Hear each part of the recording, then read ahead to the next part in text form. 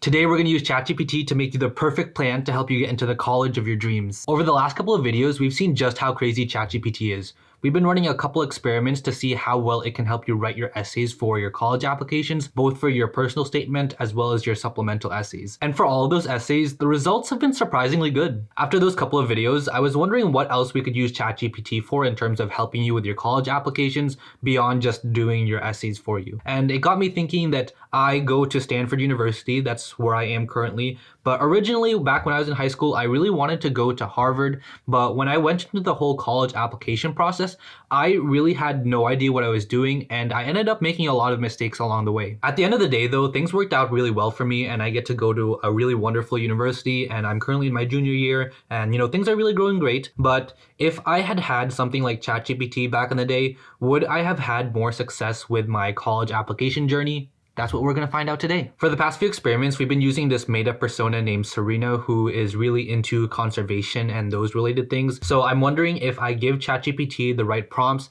if it can come up with a 4-year high school plan to help someone like Serena get into a really great school like Harvard or Stanford or any other top caliber school. Based on what we have so far, I'm thinking Serena would probably be like a biology major or an environmental science major or something combining like those related domains. So that's what we're gonna go off of today and give it like prompts to sort of guide it in that direction. So if you're curious as to just how far Serena's application has come just using ChatGPT to help guide it, check out these videos in the corner somewhere. And with that being said, let's get on to ChatGPT. All right, so we're here on the ChatGPT website, which I'm sure you guys are pretty familiar with by now. First, I'm just gonna give it a pretty simple prompt asking it to make a 4-year plan for high school to help Serena get into a good university based on like her interest in terms of like academics and whatnot. So this prompt I think is gonna be pretty vague at first, and since I'm asking it to make a full 4-year plan, I don't know if it'll do a super great job, but let's see what it comes up with.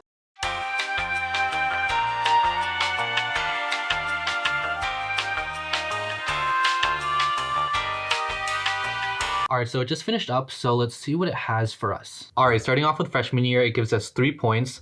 First, focus on building a strong foundation in math and science because those subjects are important to environmental science programs, so it's good to start building your skills early, which I agree with.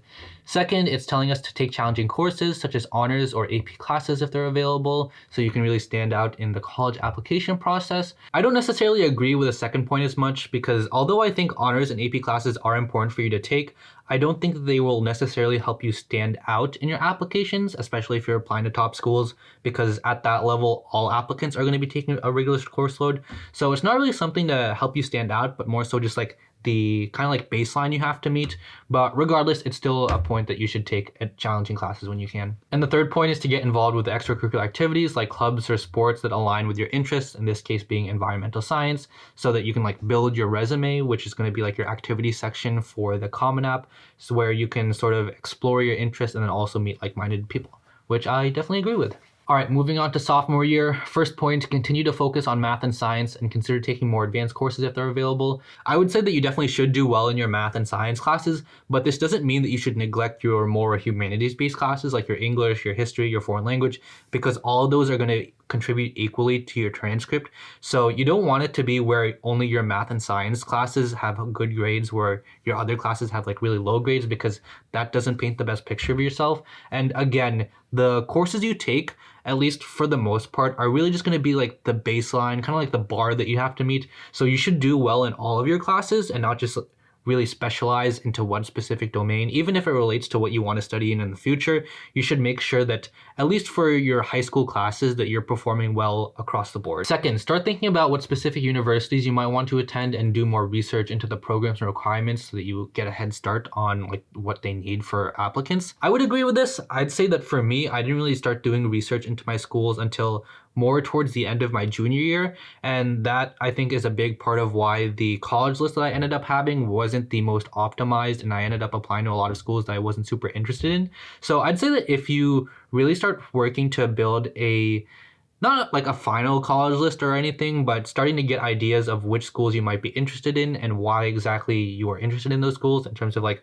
what programs they have to offer. I think that would definitely be a good step forward. And the third point, begin building relationships with teachers, mentors, and other adults who can later write you strong letters of recommendation. I think that this is an important point because, at least in my experience, a lot of the students I've worked with in the past don't really start thinking about their recommendation letters until more towards the end of their junior year, at which point a lot of other students in their classes will have already asked those teachers for letters. So if you can get a head start by building those relationships really early on, I think that would be really great. All right, moving on to junior year. First point, take the SAT or ACT because you're gonna have to submit those for your standardized test scores. I definitely agree, unless you're planning on going test optional. And going off the assumption that a lot of these top universities are still going to be test optional, at least for the near foreseeable future, in terms of whether or not you should submit your standardized test scores is going to depend on where you fall in terms of their accepted students range. If you find that a lot of the accepted students have higher SAT scores than you, meaning that you are below the median or below the, I'd say like 25th percentile, you might want to consider going test optional. Otherwise, you can submit your scores for sure. Second point, start working on your college application essays and gather any necessary materials such as transcripts and letters of recommendation. I would also agree with this. I didn't really start working on my Common App essay until the second month of my senior year, so like October.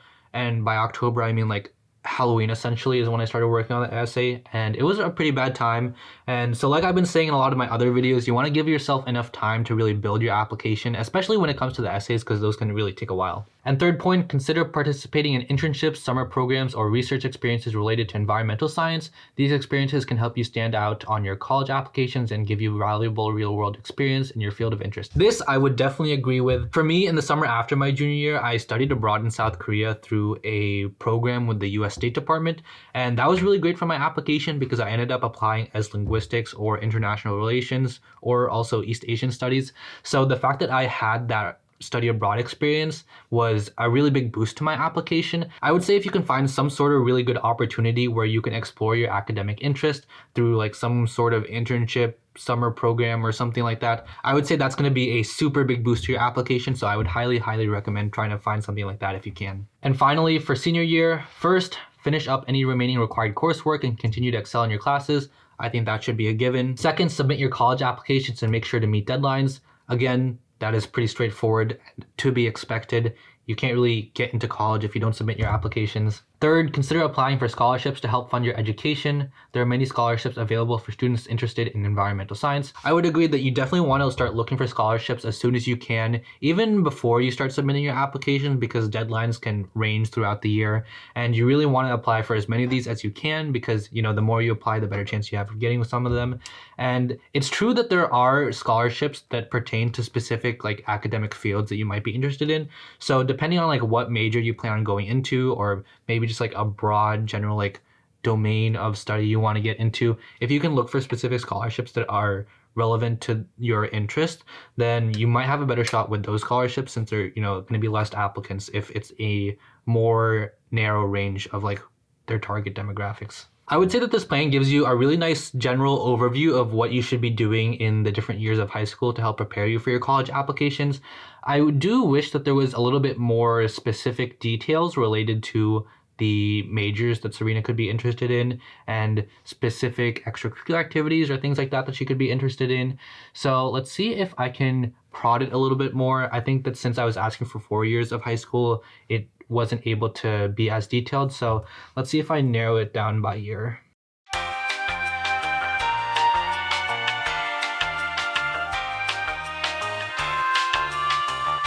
Okay, so I tried asking ChatGPT to break it down by year so it could give more specific details on what you should do on a year-by-year basis. But as you can see, it kind of just says the same things, but in just more words. So not really too much new here, but if you're interested, you can pause the video and see what it has for each year.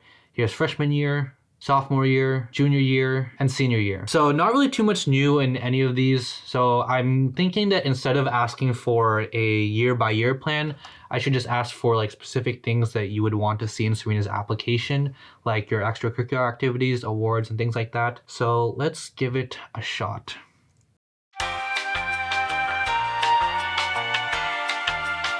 All right, so let's see what we have here. 1, joining a science club or environmental club. 2, participating in a science fair or math competition. 3, volunteering at a local nature center or environmental organization. 4, participating in a science internship or research program. 5, attending conferences or workshops related to environmental science or biology. 6, joining a sports team or some other club that emphasizes sustainability or environmental awareness. I'd say this actually isn't a bad list if you're someone who doesn't really know what kinds of extracurricular activities you should start getting involved with. So if you have some sort of academic interest but don't really know how to explore those interests outside of a classroom setting, this could definitely give you some ideas to start working off of. But of course, the impact and how impressive these activities end up being in your application is really going to depend on how much effort you put into these activities and what you kind of get out of it. So just saying that you participate in a science internship or a research program can sound great on paper, but it's going to really depend on like what results you get out of that experience and what you learn from it. So again, it's really going to come down to like what you make of these activities, but pretty solid list. All right, next let's ask about awards.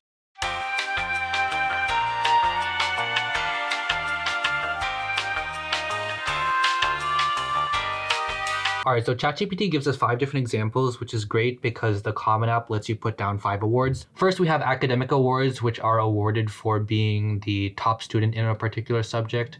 Second, we have extracurricular awards, so things that you get from your extracurricular activities. 3, honors or distinctions, so things like National Merit Scholar or being in National Honor Society. Although these days being in NHS isn't that impressive because basically everyone is in NHS, but I guess. 4, scholarships, typically given for academic or some other sort of achievement. Technically, my study abroad in Korea was funded by a scholarship that was given through the State Department. So I would say that scholarships are definitely another good thing that you could put on here. And then 5, awards for special talents. So if you have a particular skill like writing or art, you could definitely put those on here. So if you enter like a writing contest or an art contest and you end up winning those could also definitely go under your awards section. Overall, I'd say these are pretty good examples because again, a lot of times students don't really know what to put under the awards section because they're not sure what would count as an award. So if you just ask ChatGPT, it can give you some good examples to work off of. All right, next I want to see if it can give us good examples of what to write for the Common App essay.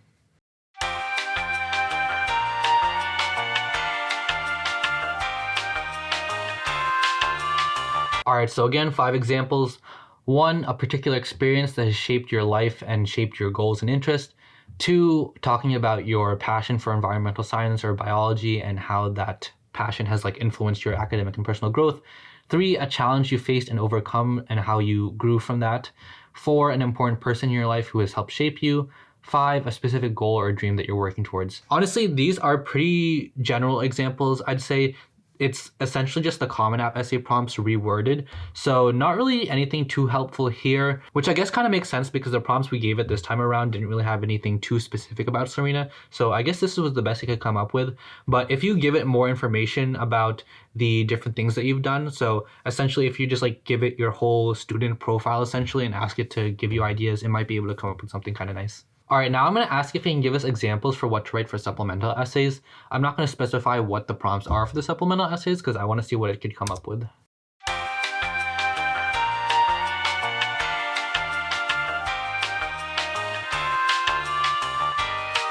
All right, again, so for the supplemental essays, it's essentially just giving us back what the prompts for these actual essays would be. So again, nothing too specific. It's essentially just telling us what the goals of the essays are instead of giving us specific ideas for what to write about, like a specific reason for why I would want to attend a particular university, which again makes sense because we didn't give it too much information. All right, this has been a pretty interesting experiment, seeing whether or not ChatGPT could give us a solid 4-year plan on what we should be doing in high school to help prepare us for applications to universities based on like specific academic interests we have. And I'd say for the most part, in terms of like a year-by-year basis of what we should do, it does give a nice general outline for specific things that you should be doing. I would have liked to see more examples of what you should be doing each year because there's a lot you can accomplish in each one of those 4 years that isn't just doing well in your classes because there's so many other things that you could be doing. So I would have liked to see that. But again, if you're just starting out high school and you really have no idea what you should be doing and you have this goal of getting into a good university, ChatGPT can help guide you with giving you some general ideas of like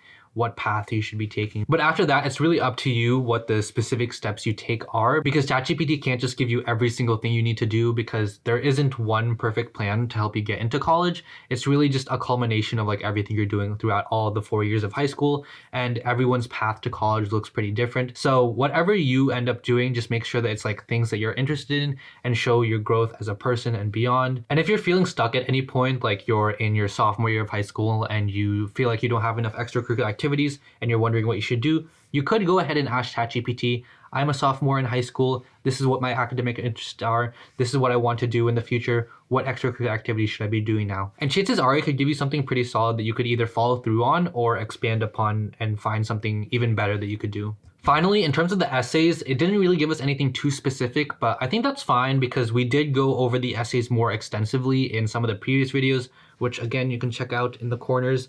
But overall, I'd say ChatGPT, as we've seen, is crazy powerful. So if you're someone who is still in high school and you want to make a 4-year plan for what you should do in high school, or if you're later on in your high school career and you want to make a 3-year plan or 2-year plan, or even just a 1-year plan, at any point in your high school career, essentially, if you want to make a plan to help you start working towards your goals of getting into a good university or a good college, ChatGPT is a pretty solid place to start asking questions if you have no idea what to do. Earlier in the video, I mentioned that I tried using ChatGPT to help write college essays for this made-up persona, Serena. So if you're interested in seeing how those essays turned out, you can check out this video here. And if you have any other ideas for what I should use ChatGPT for, please let me know in the comments below.